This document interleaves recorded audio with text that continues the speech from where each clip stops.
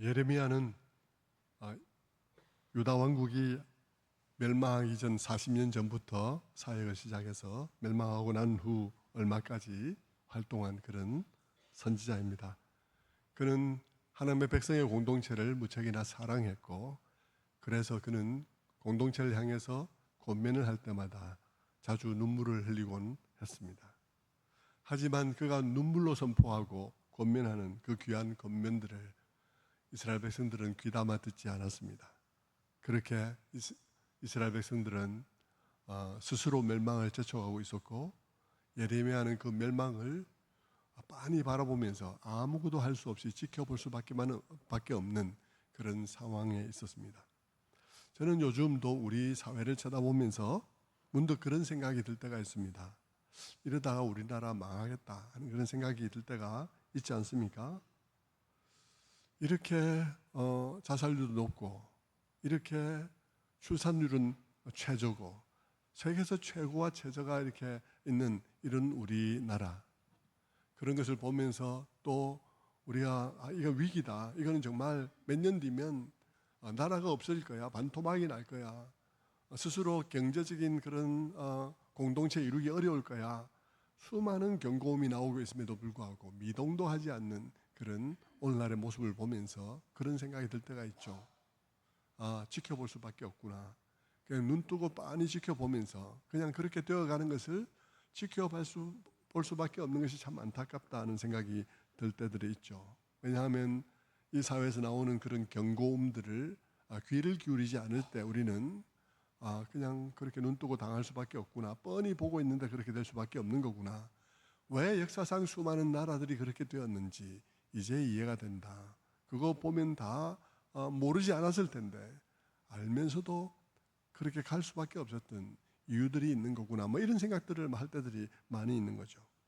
예레미야 선지자가 그랬을 것입니다. 이 유다 왕국을 보면서 그는 이 나라가 이대로는 안 되는데, 정말 이러다가는 정말 망하는데 하는 생각을 정말 많이 가지고, 그럼에도 불구하고 가만히 지켜볼 수밖에 없는 마음이 너무 안타까웠을 것입니다. 그렇게 힘들어하는 예레미야에게 어느 날 하나님께서 말씀하셨어요. 너는 일어나서 토기장이의 집으로 내려가라. 거기서 내가 내 말을 너에게 들려주겠다. 이렇게 말씀을 하시죠. 그래서 예레미야는 토기장이의 집으로 내려갔습니다. 말씀을 기다리면서 토기장이가 하는 일을 가만히 지켜보았을 것입니다. 토기장이는 발로 농로를 돌리면서 거기서 그 흙덩이를 얹어놓고 도자기를 빚어가고 있었습니다. 토기장이가 그 도자기 진흙 덩어리에 손을 대니까 그 손을 대는 대로 모양이 만들어지게 하는 모습을 보면서 참 재미있다는 생각도 들고 또 신기하다는 그런 느낌도 들었을 것입니다. 그런데 가만히 보고 있자니 또 다른 장면이 거기에 있는 거예요. 토기장이가 뭔가를 만들려고 하는데 이 진흙이 말을 안 듣고 그냥 터져버리거나 주저앉아 버리거나 하는 이런 장면들을 또한 보게 되는 거예요. 그러니까 모양이 좀 잡혀가는 듯 하더니 터져버리고, 또 모양이 좀 잡혀가나 싶더니 무너져 버리고, 그러니까 토기장이가 그 진흙더미를 그냥 확 뭉개버리더니 다른 모양의 그릇을 만들었습니다. 그 장면을 보고 있는데 하나님의 말씀이 임했습니다. 예레미야 18장 6절에 말씀하십니다. 이스라엘 족속아, 이 토기장이가 하는 것 같이 내가 능히 너에게 행하지 못하겠느냐. 이스라엘 족속아, 진흙이 토기장이의 손에 있음 같이 너희가 내 손에 있느니라. 하나님께서는 바로 그런 모습을 딱 보는 순간 말씀해 주셨어요. 이 토기장이와 이 진흙의 관계가 나와 너희의 관계와 같다 하면서 말입니다. 지금 방금 본 그 흙, 만들어지는 것 같으면서도 무너져 버리고 또 만들려 하면 터져버리는 그 진흙, 그들을 보면서 이게 바로 너희다라고 말씀하시는 음성을 그가 듣게 되는 것이죠. 그래서 여러분 그 얘기를 하면서 하나님께서 지금 무슨 말을 하고 계신 건가요? 어쨌다는 거죠. 하나님의 말씀은 너희가 말을 듣지 않으니 뭉개서 다른 그릇을 만들어버리겠다. 너희가 말을 듣지 않으니 너희를 다른 도구로 삼겠다. 이렇게 말씀하시는 거죠. 토기장이가 진흙을 가지고 그렇게 할 수 있는데 내가 너희를 가지고 그렇게 못하겠냐. 토기장이가 뭐 진흙을 만들었냐 뭐 했냐. 토기장이가 진흙을 가지고 그렇게 마음대로 할 수 있었다면 나는 너희를 아브라함 때로부터 너희를 큰 민족까지 만들어준 하나님이니까 내가 너희를 그렇게 하지 못하겠느냐 이 말을 하고 있는 거예요. 그러니 어쩌라는 것입니까? 그러니 지금이라도 회개하라는 것입니다. 지금이라도 회개하고 지금이라도 돌이키라는 것이죠. 그러면 그런 일이 일어나지 않겠지만 회개하지 않으면 뭉개버리고 다른 그릇을 만드는 일이 일어나게 될 것이라는 말을 하고 있는 거예요. 너희를 향한 나의 플랜 A, 첫 번째 계획 플랜 A가 있었지만 그 계획을 포기하고 너희를 위하여 이제는 플랜 B를 가동할 수밖에 없다. 이 얘기를 하고 있는 거예요. 성도 여러분, 하나님이 이 말씀을 주신 것은 당시 이스라엘 백성들에게만 주신 말씀이 아니에요. 그것은 오늘 우리 각 개인뿐만 아니라 우리의 교회들을 위해서 주신 것입니다. 하나님께서 우리들과 우리의 교회들을 하나님께서 귀하신 목적을 위해서 쓰기 위하여 각 사람 불렀는데 그들에게도 똑같이 이 일이 적용된다 이 말씀입니다. 여러분, 하나님과 오늘 우리의 관계는 토기장이와 진흙과 같습니다. 많은 면에서 그러해요. 비유니까 모든 면에서 다 그렇다고 말할 수 없죠. 비유하고 실물하고는 차이가 있지 않습니까?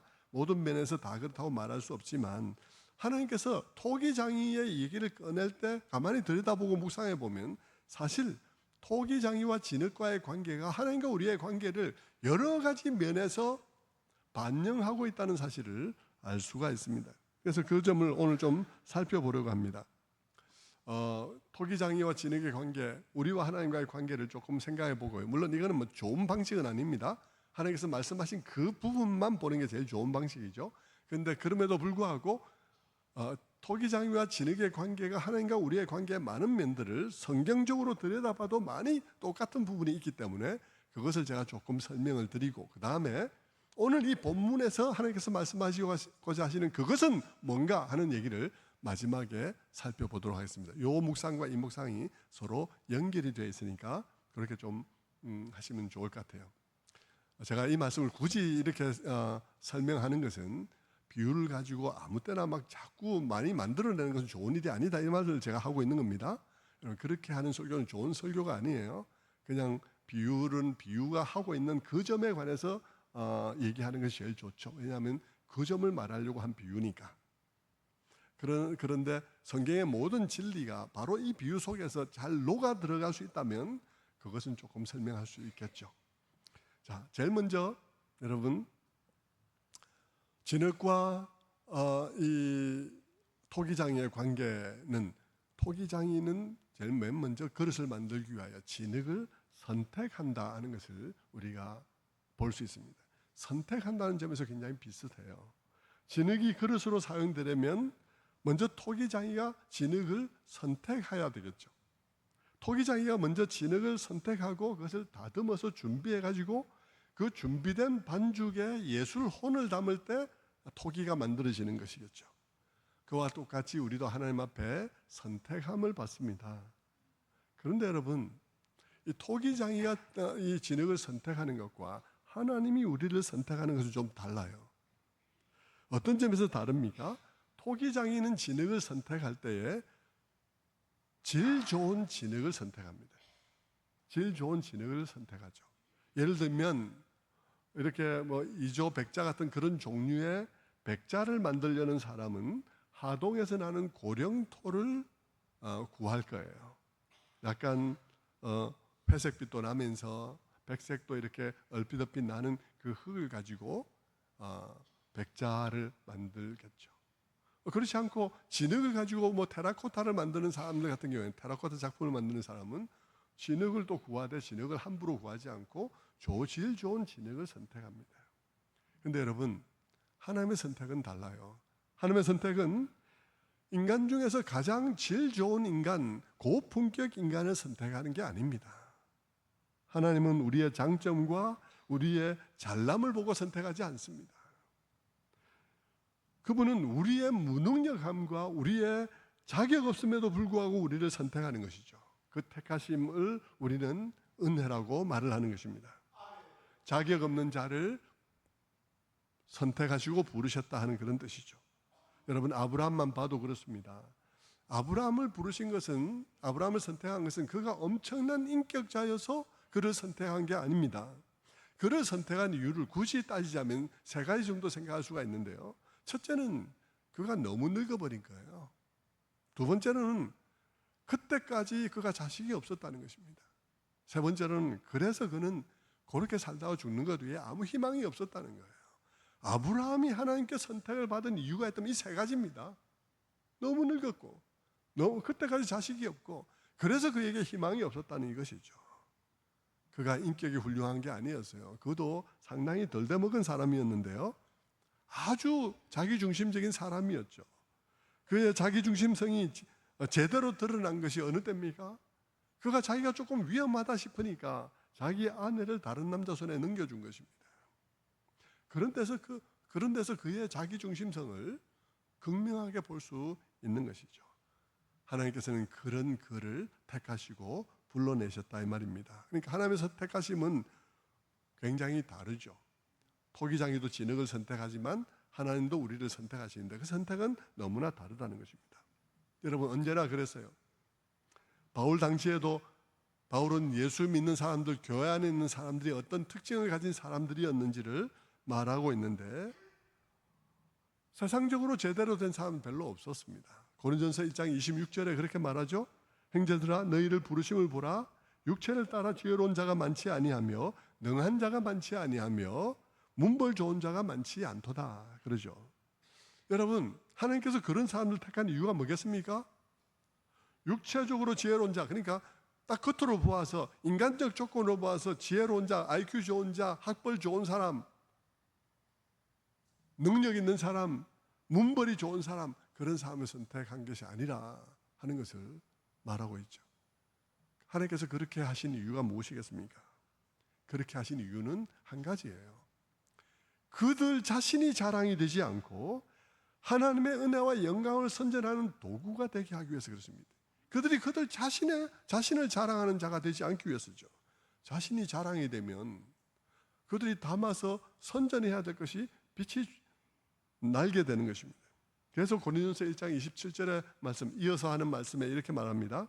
그러나 하나님께서 세상의 미련한 것들을 택하사 지혜 있는 자들을 부끄럽게 하려 하시고 세상의 약한 것들을 택하사 강한 것들을 부끄럽게 하려 하시며 하나님께서 세상의 천한 것들과 멸시받는 것들과 없는 것들을 택하사 있는 것들을 폐하려 하시나니 이는 아무 육체도 하나님 앞에서 자랑하지 못하게 하려 하심이라.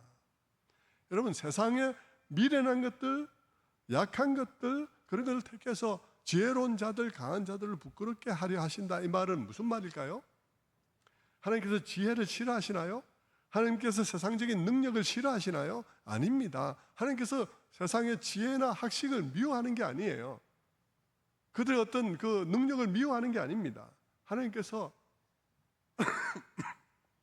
여기서 말씀하시는 것은 그런 사람들이 하나님께서 내가 이 세상에서 그래도 내가 IQ 좀 좋고 좋은 학교 나왔고 그래서 조금 지위에 갔고 그래서 신분이 이렇게 됐으니까 하나님께서 나를 다른 사람보다 더 쳐주지 않겠나, 더 그런 내가 더 구원받기 유리하지 않겠나는 사람들을 부끄럽게 하기 위하여, 그들의 그런 생각을 부끄럽게 하기 위하여 약한 자들, 없는 자들, 없는 것과 같은 자들을 택하셨다고 말하는 것입니다. 세상에서 내가 좀 있고 세상에서 좀 내가 배우고 그래서 내가 하나님 앞에 구원받는데도 내가 좀 더 똑똑하잖아, 그래서 내가 좀 더 성경을 이해할 수 있지 않을까, 그래서 내가 좀 더 구원받지 않을까 라고 생각하는 사람들을 부끄럽게 하기 위하여 하나님께서는 그렇지 않은 자들을 택하셨다고 말씀하고 있는 것입니다. 29절 말씀을 다시 보면 이는 아무 육체도 하나님 앞에서 자랑하지 못하게 하려 하심이라. 아무 육체도 하나님 앞에서 자기를 자랑하지 못하게 하기 위하여 그랬다는 것입니다. 하나님께서는 잘난 사람만 부르지 않았습니다. 왜 그렇습니까? 잘난 사람만 부르지 않은 이유 왜 그렇습니까? 그들 안에 은혜가 무엇인지가 담겨야 하기 때문인 것입니다. 그들 안에 하나님의 은혜가 무엇인지가 담겨야 되니까 하나님께서 잘난 사람만 선택하지 않은 거예요. 하나님께서 어떤 사람을 도구로 삼을 때, 어떤 사람을 그릇으로 삼을 때 목적이 무엇이겠습니까? 그 목적은 그 속에 하나님의 은혜가 무엇인지를 담기 위한 것입니다. 하나님의 은혜가 뭔지를 담아서 보여주려는 것이죠. 그러려면 여러분 무엇이 잘 드러나는 그릇이어야 할까요? 은혜가 잘 드러나는 그릇이어야 하는 것입니다. 학벌이 잘 드러나고 학위가 잘 드러나고 그런 것이 아니에요, 여러분. 은혜가 잘 드러나야 하는 것이에요. 그래서 하나님은 그냥 사람들 보기에 좋은 사람들을 선택하지 않았습니다. 물론 그런 사람을 선택할 때도 있죠. 그러나 그보다는 더 자주 하나님께서는 평범한 사람, 때로는 그보다 못한 사람들을 선택하신 거예요. 그리고 오늘 그들을 가지고 쓰실 그릇을 만드시는 것입니다. 여러분 고린도후서 4장 6절에 보면 이런 말씀이 있습니다. 어두운 데에 빛이 있으라, 빛이라 말씀하셨던 그 하나님께서 예수 그리스도의 얼굴에 있는 하나님의 영광을 아는 빛을 우리 마음에 비추셨느니라. 우리가 이 보배를 질그릇에 가졌으니 이는 심히 큰 능력은 하나님께 있고 우리에게 있지 아니함을 알게 하려 함이라. 여러분, 예수 그리스도의 얼굴에 있는 하나님의 영광을 아는 빛을 우리 마음에 비추시고 우리가 그 보배를 질그릇에 갖게 하셨다. 예수 그리스도의 얼굴에 있는 하나님의 영광이 뭡니까?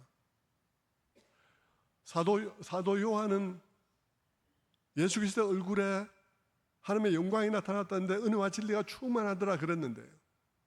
예수 그리스도의 얼굴에 나타나 있는 하나님의 영광이 무엇이죠? 그것은 하나님의 사랑이 어떤 사랑인지, 그가 어떤 사랑으로 우리를 사랑하셨는지 그 영광스러운, 그 은혜의 영광스러움이 그 얼굴에 나타나 있는 거죠. 예수님께서 오셨을 때 그분의 존재 자체에 나타나 있는 것입니다. 그런데 이것을 아는 빛을 이 질그릇에 담기를 원하셨다는 것입니다. 마치 여러분 등잔에 등불이 담기는 것처럼 말이죠. 우리라는 존재 속에 그 예수 그리스도의 얼굴에 나타나 있는 하나님의 영광, 그 사랑의 영광, 그 은혜의 놀라운 충만함들, 어떤 종류의 사랑인지를 아는 것을 담기를 원하셨다는 것이죠. 예수 그리스도의 복음을 담는 그릇입니다. 예수를 통해서 나타나는 하나님의 놀라운 은혜의 영광을 담는 그릇입니다. 어떤 사랑으로 사랑하셨는지 그런 그릇이 되게 하기 위하여 우리를 택하신 것이죠. 여러분, 그것을 하나님이 금그릇에 담지 않았습니다. 질그릇에 담았습니다. 왜 그렇습니까? 왜 금그릇이 아니라 질그릇에 담았죠? 그릇이 시선을 끌지 않게 하기 위해서 그랬습니다. 그릇이 시선을 끌지 않게 하기 위해서, 봐야 할 것에 제대로 집중하게 하기 위해서, 그래서 하나님께서는 죄 있는 우리, 허물 많은 우리를 택하셔서 바로 그 은혜를 담는 그릇이 되게 하신 것입니다. 그래서 여러분, 그릇이 멋있을 필요는 없어요. 공부 잘하는 사람이어도 좋지만 꼭 그래야 될 필요는 없어요. 다만 무엇이 있어야 되겠습니까? 예수 그리스도를 통해서 나타난 하나님의 영광을 아는 빛이 있어야 되는 것이죠. 그 놀라운 사랑, 그 사랑의 감격이 있어야 되고요. 그 속에 그 사랑의 강건함이 있어야 되는 것입니다. 그것을 담을 수 있으면 돼요. 그렇지 않고 네 학벌, 네 IQ 그걸 자랑하지 말고 그것에 시선을 끌지 말라 이것입니다. 우리는 하나님에 의해서 그분의 그릇이 되기 위하여 택함을 받았습니다. 그 하나님의 선택하심은 토기장이의 선택하고는 너무 다른 것이죠. 선택은 일어나야 하는데 토기장이의 선택과 같지 않습니다. 고품격 사람을 선택하는 것이 아니라 문제 많은 우리, 허물 많은 우리를 택하셔서 그분의 그릇을 삼는 것이에요. 두 번째, 하나님과 우리의 관계가 토기장이와 진흙과 비슷한 것은 두 번째로 이렇게 생각할 수 있죠.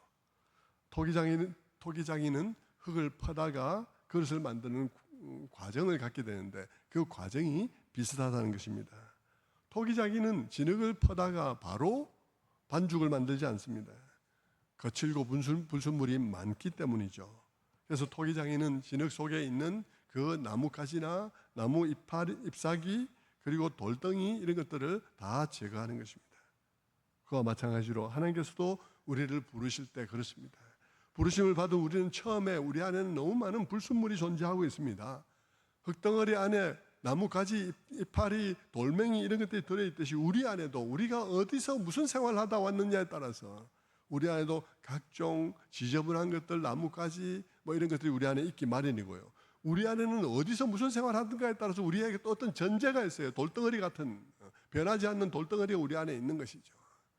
그래서 그 전제가 돌덩어리처럼 있어서 우리가 하나님 앞에 제대로 반응하기 어렵게 만드는 부분들이 있는 것이죠.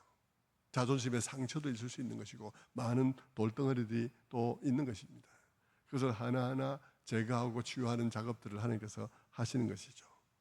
사실 여러분, 토기장이도 단단하게 굳어진 진흙을 그대로 반죽하기는 어렵습니다. 돌처럼 굳어져 있는 진흙 위에는 물을 부어도요, 물이 그냥 흘러가 버리지 스며들기 전에 물이 흘러가 버리죠. 그래서 이 진흙 덩이도 그냥 그대로 사용하기는 굉장히 어렵습니다. 그래서 어떻게 합니까? 토기장이들은 이 진흙을 깨뜨립니다. 두들겨서 깨뜨리죠. 성도 여러분, 우리도 그렇습니다. 우리도 강팍해서 그대로는 말씀이 우리 안에 들어가지 못할 때들이 많습니다. 그래서 하나님께서 우리를 깨뜨리죠. 우리의 실수와 실패, 그로 말미암는 시련을 통해서 우리를 깨뜨립니다. 그리고 그 실수와 실패를 통해서 우리가 우리 자신의 참모습을 보게 하시고 우리로 하여금 상한 심령이 되게 하시는 것입니다. 말씀과 성령으로 회개하게 하시고요. 그리고 우리에게 보혈로 씻어주시는 그런 작업들을 하시는 것입니다. 그럴 때 우리의 심령에 회개의 눈물이 우리의 존재를 적시게 될 때 그때 하나님께서 우리를 반죽하기 시작하는 것이죠. 그때 우리를 하나님의 도구로 빚어가기 시작하는 것입니다. 그 후에 토기장이는요, 그릇의 모양을 빚고 난 다음에 그 그릇의 무늬를 새기게 됩니다. 하나님께서도 똑같이 하셔요. 우리에게 어떤 문양을 심어주기를 원하는 것입니다. 그것을 사도 바울은 뭐라고 말하나요? 로마서 8장 29절 말씀에 이렇게 말합니다. 하나님이 미리 아신 자들을 또 그 아들의 형상을 본받게 하기 위하여 미리 정하셨으니, 하나님께서는 우리를 부르실 때, 우리를 작정하실 때 우리에게 하나님의 아들의 형상이 새겨지도록 작정하셨다는 것입니다. 그래서 여러분, 우리에게 하나님의 도구로 쓰임받을 때 우리에게는 다 뭐가 새겨져야 되는 거예요? 뭐가 더 분명하게 나타나야 되는 겁니까? 하나님의 아들의 형상이 더 분명해져야 하는 것이죠. 사역자들은 바로 그 일을 위해서 사역을 합니다. 갈라디아서 4장 19절의 말씀에 그렇게 말씀하시죠. 나의 자녀들아, 너희 속에 그리스도의 형상을 이루기까지 다시 너희를 위하여 해산하는 수고를 하노니. 사역자는 뭘 하는지를 사도 바울이 말해주고 있는 것입니다. 너희 속에 그리스도의 형상이 이루기까지 다시 너희를 위하여 해산하는 수고를 하노니. 성도 여러분, 이게 사역이에요. 사역은 참 어떤 면에서 끝이 없는 거죠. 오래전에 우리 권사님 남편 한 분이 대학 교수님 분이 계셨어요. 그분이 저를 참 좋아하셨는데 그분이 저에게 그렇게 얘기를 하셨어요. 목사님들도 공부를 좀 해야 되겠더라고요. 주변에 공부 안 하는 목사님이 많다 이 말입니다. 그러면서 나도 강의할 때 노트가 다 준비되어 있어도 3시간쯤 들여다보고 강의를 하는데 목사님들도 좀 그래야 되지 않을까 생각합니다. 그렇게 얘기를 하시더라고요. 그래서 제가 그분께 그랬습니다. 교수님, 저는 최소 15시간 하고요. 그런데 교수님하고 목사하고 너무 달라요. 교수님은 강의 노트 한번 준비해 놓으면 매년 학생이 바뀌어주잖아요. 매년 학생이 바뀌어주니까 얼마나 좋습니까? 근데 우리는 학생이 안 바뀌어요. 우리는 학생이 안 바뀌어줄 뿐 아니라 여러분, 우리는 교수님은 강의 노트하고 지식만 전달하면 되잖아요. 우리는 그 사람들이 하나님의 형상으로 빚어지는 일이 되어지게 하기 위해서 이 일은 끝이 없는 거예요. 그냥 지식 전달로는 우리는 일을 한 게 아닙니다. 그렇게 얘기한 적이 있습니다. 여러분, 사역이 뭐냐? 하나님께서 우리에게 하시고자 하는 일은 뭐냐? 그러면 우리라는 그릇 속에 예수 그리스도의 형상이 새겨지기를 원하시는 거예요. 그분의 사랑과 희락과 화평이 새겨지기를, 문양이 새겨지기 원하고요. 오래 참음과 자비와 양선과 충성과 온유와 절제와 같은 그런 그분의 인격적 특성들이 문양처럼 우리라는 이 그릇 속에 새겨지기를 원하는 것이죠. 그러고 난 다음에 토기장인은 어떻게 하나요? 그러고 나서 토기장인은 그 토기를 불가마에 놓고 열처리를 합니다. 왜 열처리를 하죠? 열처리를 해야 유약과 색깔이 안정되고요. 그리고 열처리를 해야 그 물성이 변화해서 단단한 그릇이 되는 거죠. 좀처럼 깨지지 않는, 그리고 물을 흡수하지 않는 그런 토기가 되는 거죠. 물을 담아도 여러분 굽지 않고 그냥 진흙으로 이렇게 모양만 만들어 놓으면, 물 담아 놓으면 다 죽이 되어 버리지 않겠습니까? 단단한 그릇이 되는 거죠. 진짜 그릇이 되는 거예요.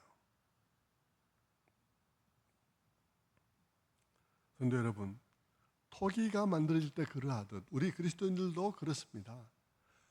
우리가 말로만 배운 그리스도, 우리가 말로만 배운 그분의 인격의 특성들, 그것은 아무 소용이 없어요. 우리한테 정말로 새겨지고 우리에게 안정되게 새겨지고 우리 자신이 그분의 그릇으로 단단하게 그릇으로 만들어지지 않으면 아무 소용이 없는 거예요.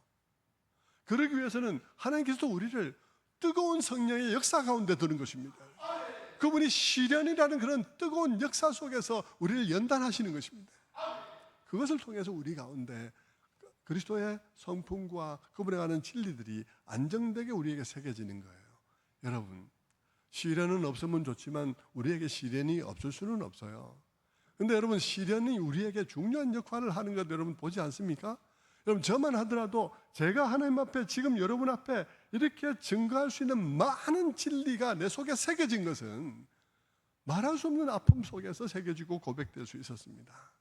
여러분, 시련과 불같은 시련과 성령의 뜨거운 역사를 통해서 우리한테 새겨지지 않은 것은 우리 것이 아니에요. 그것은 우리라는 존재 속에 새겨지지가 않습니다. 여러분, 그냥 평안하기만 해서 그냥 아무 시련도 없이 그냥 예수 믿는 거 그냥 설교만 듣고 그럼 무슨 힘이 있겠습니까? 아무 힘이 없어요. 말로만 배운 그리스도, 교리 시간에 배운 그리스도, 그것은 우리 인격에 새겨진 것이 아닙니다. 시련과 고통 속에서 정말 하나님께서 우리를 어떻게 사랑하셨는지, 그분과 내가 다 이렇게 접속이 되어질 때, 그때 내 속에는 정말 지울 수 없는 흔적이 남게 되는 것이죠. 그런 일들을 통해서 형성된 성도의 성도다움은 쉽게 지워지거나 쉽게 부서지지 않습니다. 그것이 온전히 내 것이 되는 것이죠. 내게 새겨진 문양이 되는 것입니다. 그때까지, 그런 일이 일어날 때까지 성도의 성도됨은 별 힘이 없습니다. 좋은 그릇이 될 수가 없는 거죠. 그래서 야고보서는 1장 2절에서 이렇게 말합니다. 내 형제들아, 너희가 여러 가지 시험을 당하거든 온전히 기쁘게 여기라. 이는 너희의 믿음의 시련이 인내를 만들어내는 줄 너희가 알미라. 인내를 온전히 이루라. 이는 너희로 온전하고 구비하여 조금도 부족함이 없게 하려 함이라. 그랬습니다. 여러분, 인내를 통해서 우리가 더욱더 온전하게 준비된다, 조금도 부족함이 없는 그릇이 된다, 이런 뜻이겠죠. 그런데 거기에서 야고보는 그런 말합니다. 인내를 온전히 이루라. 방송실에서 이 자막을 조금만 더 띄워놓으면 좋겠어요. 너무 빨리 지우니까 제가 그 읽고는 그 말로 돌아가려 하니까 글자가 없어요. 인내를 온전히 이루라 그렇게 되어 있죠. 인내를 온전히 이루라 무슨 말이겠습니까? 인내가 필요한 시간, 우리가 빚어지기 위해서 하나님의 손길 아래 있어야 될 그 시간을 끝까지 잘 견디라는 말이죠. 인내를 이루라는 말은 끝까지 잘 견디라는 말입니다. 높은 온도를 잘 견디라 이 말입니다. 굽는 데 필요한 시간을 잘 견디라 이 말입니다. 여러분, 토기를 구울 때 1000도에서 30분 이상 구워야 된다 그러면 30분 견디라 이 말입니다. 20분 만에 나오지 마라 이 말입니다. 그 30분, 1000도의 열을 잘 견디고 30분이라는 시간을 잘 견뎌야 그릇으로 만들어진다 이 말이죠. 그런 의미에서 야고보는 인내를 온전히 이루라고 말을 합니다. 여러분, 우리는 하나님께서 우리를 그분의 그릇으로 빚으실 때 그 과정에서 뜨거운 시련의 시간이 없을 수 없는데 그 시간을 끝까지 잘 견뎌야 합니다. 그 견디는 가운데 많은 것을 깨달을 수 있고요. 그 많은 깨달은 그것이 온전히 내 것이 되어져서 내게 능력이 되고 힘이 되는 거죠. 그때 우리는 강해지고, 그때 우리는 하나님의 그릇으로서 물이 새지 않는 물을 담을 수 있는 그릇이 되는 것입니다. 사랑과 희락과 화평과 같은 문양들이 그곳에 유약 처리가 잘 돼서 다 영롱하게 빛나게 되는 것이죠.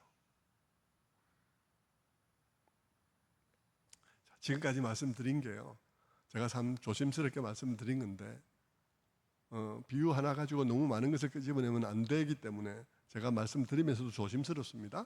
그런데 제가 엄밀하게 성경에 말씀하는 진리가 이 토기장이의 비유에 잘 들어맞기 때문에 제가 이해하기 쉽도록 성경 이야기를 토기장이로 설명을 드린 거라고 보시면 됩니다. 그러나 여러분, 지금 제가 말씀드리려고 하는 것은 이제 진짜 여러분이 들어야 될 말씀이죠.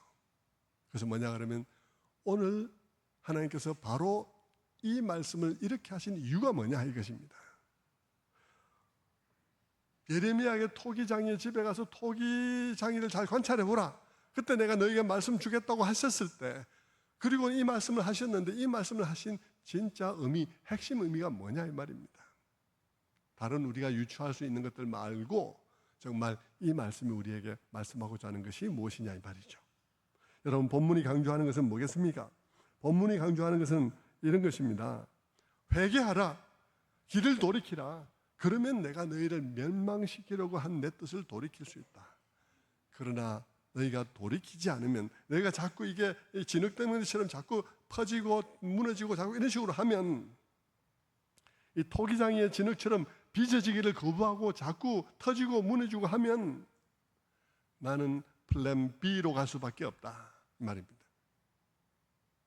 원래 나는 너희를 향해서 정말 아름다운 계획을 가지고 있었다. 원래 나는 너희를 향해서 정말 아름다운 플랜 A를 가지고 있었다.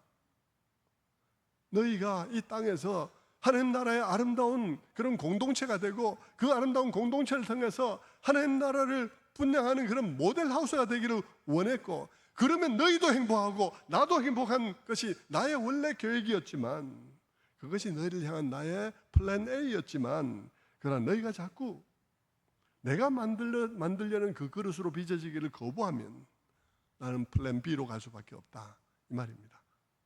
나는 플랜 B로 갈 수밖에 없다. 나는 너희를 향한 첫 번째 계획을 포기하고 너희를 두 번째 계획, 세 번째 계획으로 갈 수밖에 없다 이 말입니다. 정말 아름다운 그릇을 만들어서 쓰려고 했는데 너희가 정말 불순종한다면 나는 너희를 정말 못난 그릇을 만들어서 쓸 수밖에 없다. 이제 내가 만들려는 그릇이 안 되면 나는 다른 그릇을 그냥 만들어서 쓸 수밖에 없다 이 말을 하고 있는 것이죠. 강조되는 것은 무엇입니까? 하나님은 얼마든지 그럴 수 있는 분이라는 거예요. 왜냐하면 그분은 주권적인 하나님이기 때문인 것입니다. 그럴 권리도 있고 그럴 능력도 있습니다.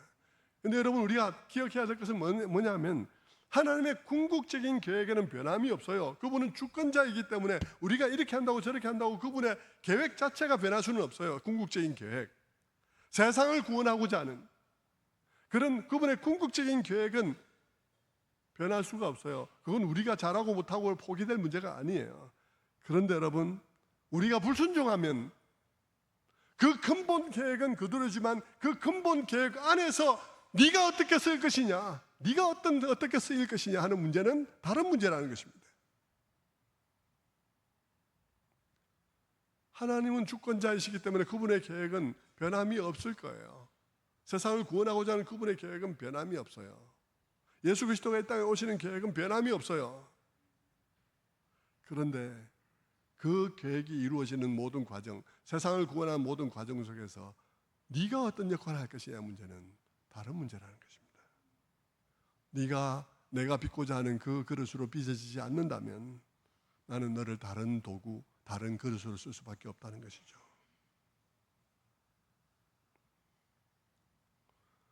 성도 여러분, 우리는 성경을 잘 읽으면서 성경대로 하나님을 이해하고 신앙생활하고 고백해야 합니다. 그냥 아무렇게나 여러분 종교 하나 갖는다는 마음으로 교회 와서 기도하면 기도 들어주겠지, 내 필요한 거 기도하면 들어주겠지, 요딴 식으로 간단하게 만들어서 신앙생활 하면 안 되는 것이에요. 성경은 명확하게 하나님 자신이 어떻게 이해돼야 하는지, 그리고 하나님 자신과 우리는 어떤 관계인지, 그분의 계획은 어떻게 성취될 것인지, 그 가운데 너희는 누구인지 하는 얘기를 명백하게 얘기하고 있습니다.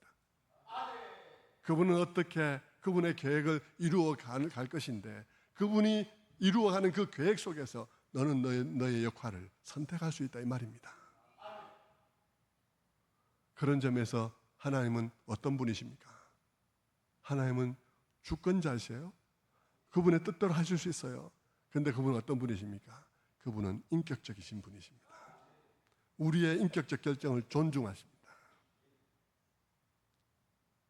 우리를 권면하고 우리를 계속해서 징계하기도 하지만 끝내 우리가 그렇게 하기로 한다면 하나님께서는 그것을 존중하겠다는 거죠. 여러분, 세상의 지옥도 마찬가지예요. 지옥이 뭐냐? 왜 지옥을 보내는데 사람을 왜 지옥 보내냐고. 하나님이 나쁜 것 한 게 아니에요. 그 사람들이 원하는 걸 준 거예요. 그 사람이 하나님이 없이 살고 싶어 했잖아요. 하나님이 이 세상의 질서를 다 만들었는데, 하나님이 이 세상에 그나마 남아있는 질서도 유지시키는데 그 하나님 없이 살겠다는 거 아니겠습니까? 그러니까 하나님 없이, 이 질서 없이 뭐 혼란과 혼돈과 고통과 그 흑암밖에 없는 그곳에 가는 거 네가 선택하면 가란 말이야. 네가 선택했으니까. 그게 지옥이에요. 뭐 잘못됐나요? 잘못된 거 하나도 없어요. 네가 원하는 걸 줬는데. 여러분의 마음속에 하나님이 왜 지옥을 만들어서 그러냐 부당하게 생각되는 사람이 혹시 있을지 모르겠는데요, 천만의 말씀이에요. 당신이 원하는 걸 준 거예요. 하나님은 어떤 분이신가? 하나님은 주권자세요. 그분의 뜻대로 하셔도 아무도 뭐라 말할 수 없는 분이십니다. 그러나 그럼에도 그분은 어떤 분이십니까? 그분은 대단히 인격적이신 분이십니다. 어떻게 해요? 우리의 선택과 우리의 결정을 존중하십니다. 그래서 우리가 만약 계속 어긋난 선택을 하고 불순종하기로 결정을 하면 하나님은 우리의 결정을 어떻게 한다고요? 존중하신다는 것이죠. 그래서 어떻게 하시겠다고요? 그릇을 만들어 가다가 계속 안 만들어지겠다고 하면 뭉개버리는 것이죠. 그리고 다른 그릇을 만드는 것입니다. 네가 만들어주고 싶은 그릇이 만들어도 돼. 그냥 네가 만들어주고 싶은 그릇이 되라고 하는 것이죠.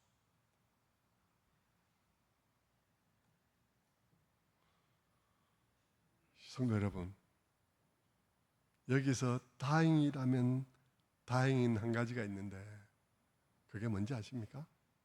다행이라면 다행인 한 가지가 있는데 그것은 하나님이 다른 것으로 만들다 했지 버린다고는 안 했다 이 말입니다.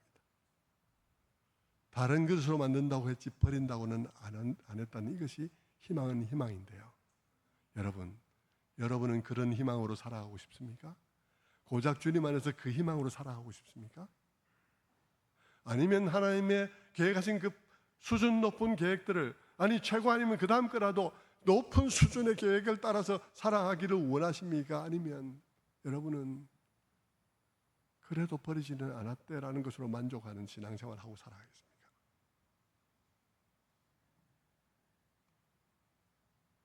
다행이라면 다행인 것도 있긴 하지만 여러분 많은 생각을 하셔야 돼요.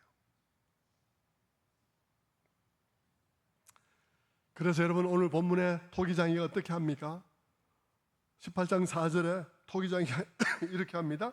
진흙으로 만든 그릇이 토기장의 손에서 터지매 그가 그것으로 자기 의견에 좋은 대로 다른 그릇을 만들더라. 토기장이가 그 진흙 덩어리를 가지고 다른 그릇을 만들어 버립니다.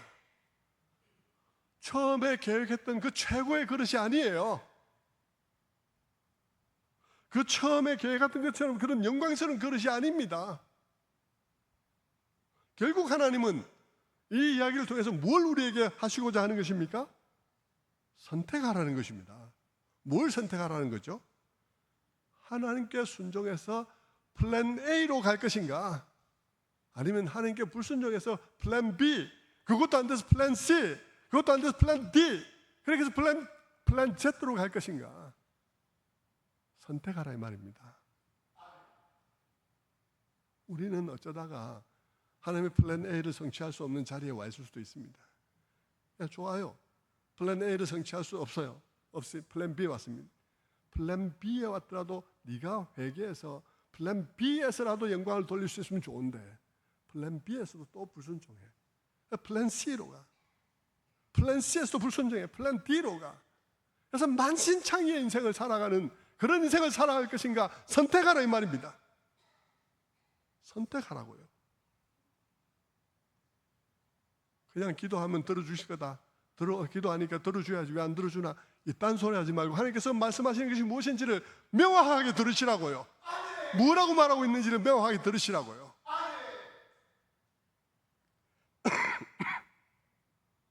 그래서 하나님께서 우리에게 묻는 질문입니다. 어떻게 하겠느냐? 네가 어떻게 하겠냐 이 말입니다. 그런데 여러분, 이렇게 하나님께서 예레미야를 통해서 이스라엘의 운명에 대해서 말씀해 주셨는데 그렇다면 이스라엘에게 이 일은 역사적으로 어떻게 이루어졌겠습니까? 그들을 부르신 처음 목적은 무엇입니까? 그들을 부르신 목적은 큰 목적이 있고 그 가운데 그들의 도구로서 어떤 도구가 될 것인가 하는 그 작은 목적이 있어요. 큰 목적이 뭡니까? 세상을 구원하실 목적이에요. 세상을 구원하기 위해서 사람을 부르신 것입니다. 그들을 부르셨어요. 그들을 부르신 목적은 뭡니까? 세상을 구원하시는 그 계획 속에서 그들을 이런 도구가 되게 하겠다는 계획이 있었던 것이죠. 그 계획이 뭡니까? 가나안 땅에 들어가서 하나님 뜻대로 살아서 하나님의 나라를 반영하는 공동체를 만들고 그래서 그들이 행복하고 그 행복과 완전 평화를 보면서 사람들이 하나님 나라가 어떤 것인지를 발견하고 그 나라로 들어오게 되는 그런 하나님 나라의 모델하우스가 되는 것이 그분의 계획이었습니다. 이 플랜 A였어요. 그들도 행복하고 하나님도 행복한 길이었습니다. 그런데 어떻게 되었나요? 그들은 그런 공동체를 만들려 하면 무너지고 만들려 하면 터지고 계속해서 불순종했어요. 그래서 어떻게 되었나요? 하나님께서 그들을 뭉개버리기로 한 것입니다. 뭉개버리기 전에 마지막으로 예레미야를 통해서 경고하신 거예요. 네가 지금도 불순종하면 내가 너를 뭉개버리겠다. 그리고 다른 그릇을 만들 것이다 라고 말씀하셨는데 그들이 끝내 불순종한 것이죠.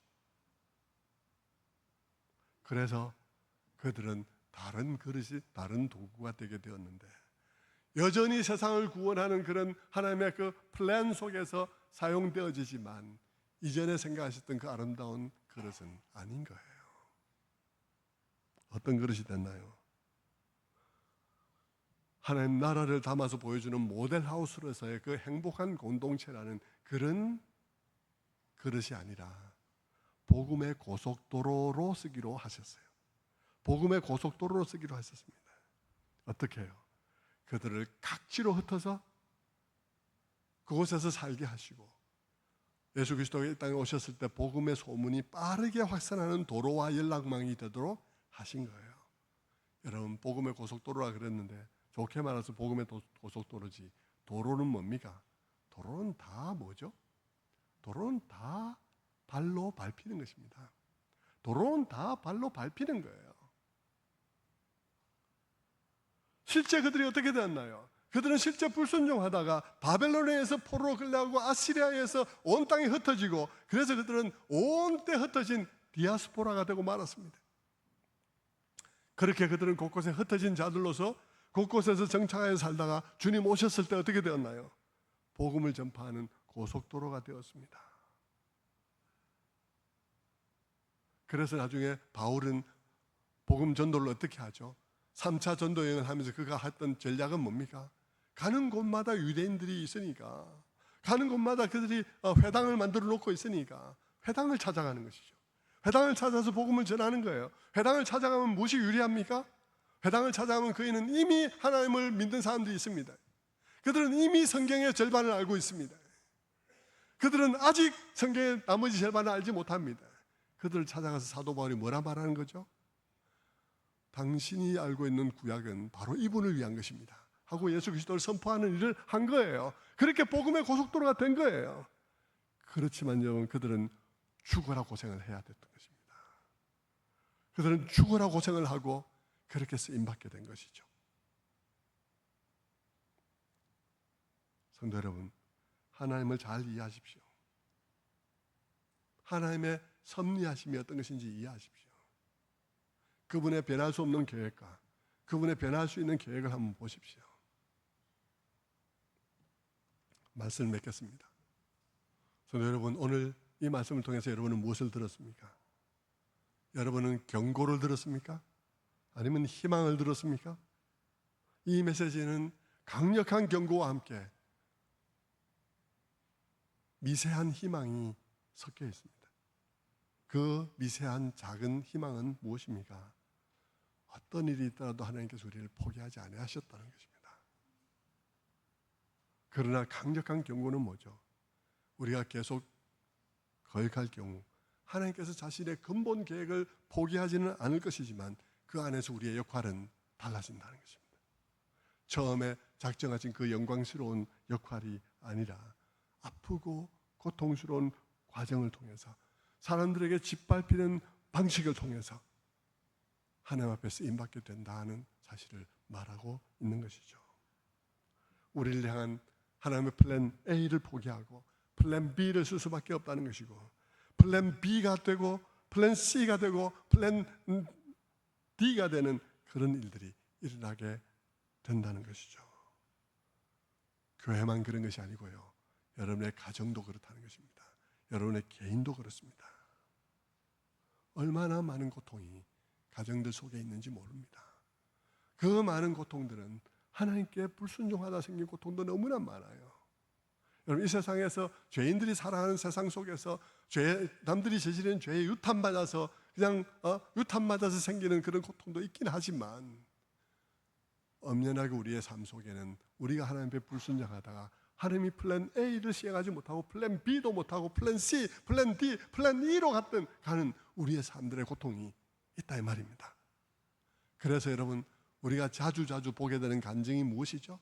자주 보게 되는 간증은 실컷 말 안 듣다가 만신창이 된 후에 돌아와서 진짜 하나님이 계시더라고 그렇게 말하는 간증들을 우리가 많이 듣게 되는 것이죠.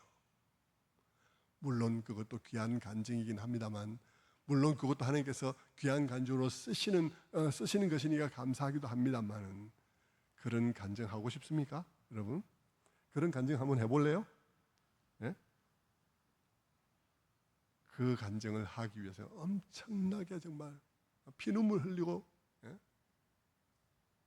그래야 하는 것이죠. 자기만 피눈물 흘리나요? 자기 아내, 자기 남편 피눈물 흘리고 자식들이 피눈물 흘리고 수많은 세월 허송하고 그러고 와서 하나님 계시더라고 말하는 그 간증하는 사람이 되고 싶습니까? 그것도 좋은 일이긴 한데요, 여러분, 하나님의 원래 계획을 알으라 이 말입니다. 성도 여러분, 명확하게 하십시오.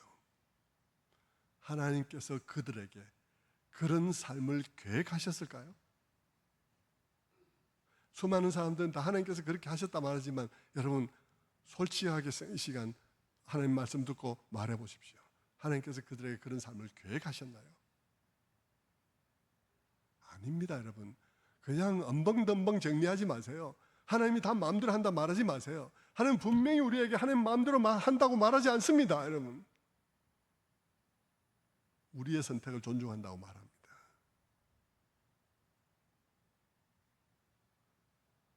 그들에게 하나님께서 그런 삶을 계획하셨습니까? 그들이 겪은 그 모든 것들이 하나님이 계획하신 플랜 A겠습니까? 아니라는 말이에요. 하나님께서 우리를 모두를 위해서 아름다운 삶을 계획하셨습니다. 그런데 끝까지 거역하니 하나님의 플랜 A가 포기되고 하나님의 플랜 B, 플랜 C, 마침내 플랜 Z가 되게 된 것이죠. 그렇다면 하나님께서 예레미야에게 이 말씀을 하신 목적은 무엇입니까? 늦지 않게 지금 회개하라는 것입니다. 아직 플랜 B가 시행되기 전이라면 지금 회개하면 플랜 A를 이룰 수 있다는 것입니다. 지금 플랜 B가 시행 중에 있고 플랜 C로 갈 위기라면 지금 회개하면 플랜 B의 자리에서도 하나님을 영원하게 할 수 있다는 것입니다. 당신이 플랜 C에 있다면 그래도 지금 돌이키라는 것입니다. 그래야 플랜 C로 하나님께 영광을 돌릴 수 있다는 것이죠. 예레미야 18장 7절입니다.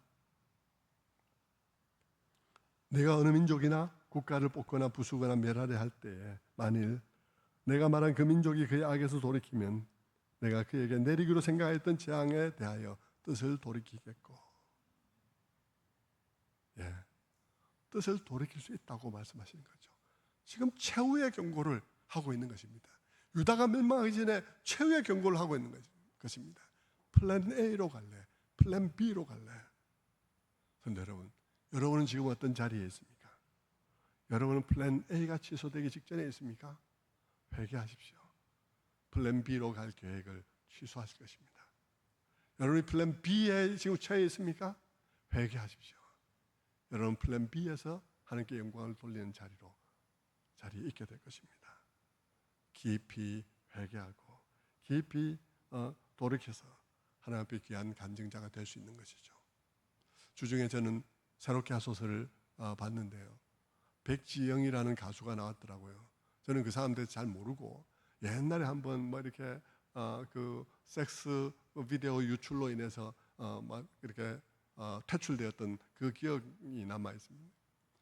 그런 뉴스 보도되면서 그 사람이 데뷔하고 1년 6개월 만에 그런 일을 겪어서 퇴출되었는데 6년 동안 사람 앞에 나서지 못하고 온 집안의 식구들이 그냥 고통받는 그런 시간을 보냈죠. 그런데 여러분, 그 자매가 지금은 하나님께로 돌아와서 얼마나 하나님만이 나를 살릴 수 있다고 고백하면서 살아가는지 몰라요. 그 사람의 간증이 굉장히 파워가 있더라고요. 내가 댓글을 봤습니다. 댓글을 보니까 댓글에 어떤 사람이 그렇게 고백했더라고요. 너무 많은 눈물을 흘리면서 봤다 그러면서 자기가 우울증이 있는데 우울증이 떠나는 것 같았다. 떠나는 것 같다. 그렇게 이제 했더라고요. 능력이 있는 것이죠. 플랜 B였지만 혹은 플랜 C였지만 그래도 능력 있게 사용된 거죠. 그러나 여러분, 하나님께서 그를 그렇게 계획하신 걸까요? 그것이 하나님 플랜 A일까요? 그것은 아니라는 것이죠. 자, 우리의 삶을 돌아오십시다. 말씀 가운데 우리를 비춰보십시다. 우리는 지금 어디에 있을까요? 우리 교회는 어디에 있을까요? 하나님 우리에게 무엇이라고 말씀하시나요? 그나마 하나님의 계획 속에서 높은 자리에서 하나님의 뜻을 성취하는 그런 도구가 되기를 원하고 계신 것이죠. 이 땅의 교회들을 한번 보십시오. 원래 하나님의 계획이 그렇지는 않을 거예요. 지금은 짓밟히고 있습니다. 그래서 도로가 될 건가요? 도로도 못 될 건가요? 도로보다 더 낮은 단계로 갈 건가요? 우리 자신을 돌아보면서 하나님 앞에 곰곰이 우리 교회를 가지고 또 여러분 자신을 가지고 나아가야 할 것입니다. 나아가 주시는 앞에 회개하고 돌이켜 어디에 있든지 하나님께서 계획하신 첫 계획보다는 못하다 할지라도 더 나은 자리에서 주님께 영광 돌리는 그런 여러분들 되시기를 주님의 이름으로 축원합니다. 기도하겠습니다.